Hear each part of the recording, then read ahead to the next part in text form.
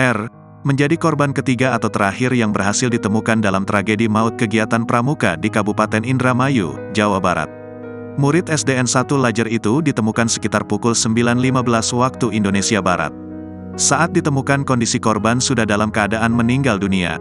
R dan kedua temannya tersebut sebelumnya dilaporkan tenggelam saat kegiatan pramuka bersama teman-teman sekolah mereka di Sungai Panarikan, Kecamatan Tukdana, Indramayu, Sabtu, tanggal 17 Februari tahun 2024. Kondisinya meninggal dunia, ujar Camat Tukdana, Ruhaeni, kepada tribuncirebon.com, Minggu, tanggal 18 Februari tahun 2024. Menurut pantauan tribuncirebon.com, setelah ditemukan, korban langsung dibawa ke rumah duka. Kedatangan jenazah korban di rumah duka langsung disambut dengan isak tangis keluarga.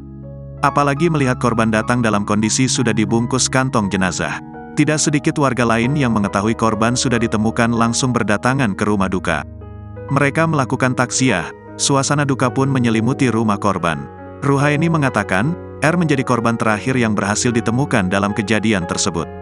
Kedua teman R, yakni S dan M, yang juga ikut tenggelam dalam kegiatan tersebut sebelumnya, sudah ditemukan lebih dahulu.